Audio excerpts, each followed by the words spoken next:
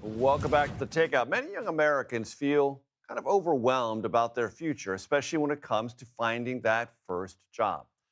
New book, How to Start, from New York Times reporter Jodi Kantor, offers tips for people entering the job market. Here is some of my conversation with Jodi. I promise we're going to get to the craft, the need, the money part of your book, but I want a 30,000-foot evaluation from you about what it's like if you're in college now trying to navigate that first job and that launch of a career.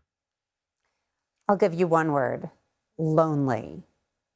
For anybody who hasn't looked for a job lately, I have an update for you.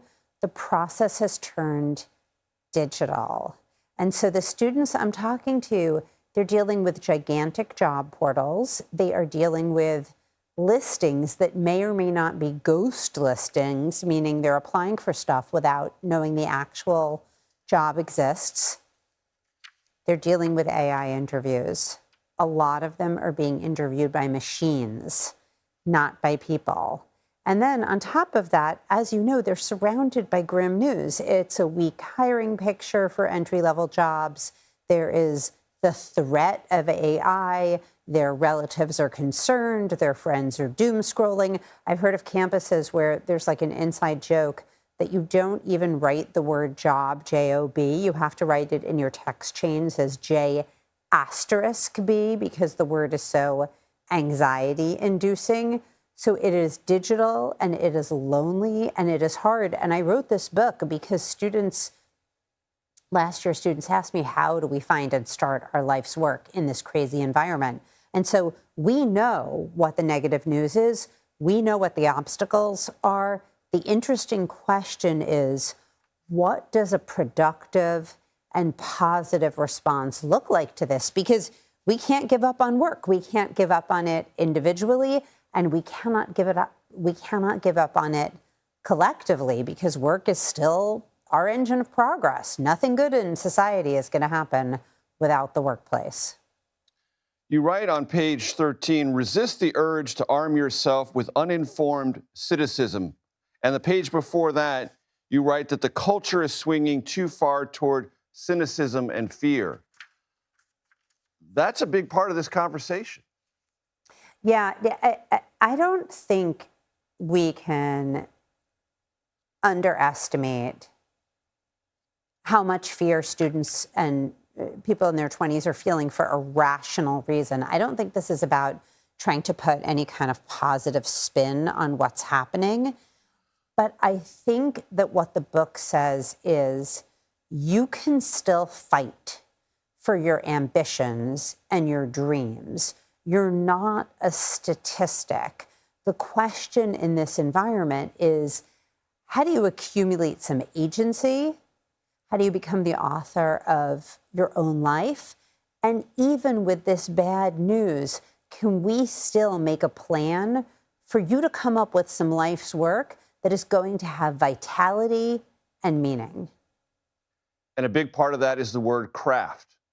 Define for my audience what it means to have a craft. Let's say when you're 23 years old and you're saying, Jodi, I want a job. Right. What are you talking about craft? Help me understand what craft means. So I would define craft. So the way I got to craft, the two concepts I think are most important to look for now are to find a craft and to find a need and to pair them. Craft came from me looking around both in my many years of reporting in my own life and seeing who's really happy in their work. And successful, because we want both. And what I saw is that the people who are in a really good position right now, they have a craft. They have an expertise or a skill that other people don't have. Surgery, obviously a craft, right? Doing the kind of TV work that you do or the kind of complicated newspaper investigations that I do, also a craft. Running a restaurant's busy service at night, also a craft. When you have a craft, you become less interchangeable, less disposable, you're valuable. And also, listen, the job market is cruel. Any employee can be fired at any time. But when you develop a craft, which often takes years and years and years of investment, It can never be taken away from you.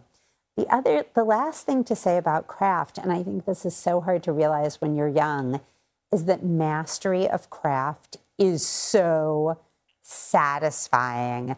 Applying your expertise, knowing how to do things really well, using lessons that you have spent your whole life learning in order to be effective and be successful, it feels great. And it's really hard for a 22-year-old to see because even if their grades are fabulous, they don't have craft yet.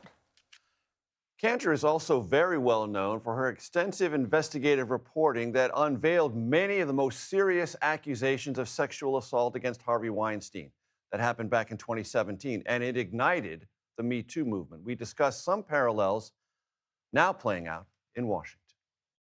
Do you believe there is something akin to a Harvey Weinstein-like moment going on in the United States Congress presently? Oh, it's a great question. Well, it's a little bit different, right? Obviously. Like the Me Too movement was a global reckoning, but I think you're onto something, which is these individual stories are leading people to ask the bigger questions. Why is this so prevalent? Did anyone who knew? Right. What can we do to prevent it? Why is this problem so stubborn to solve? And who feels reluctant to speak and why? Exactly.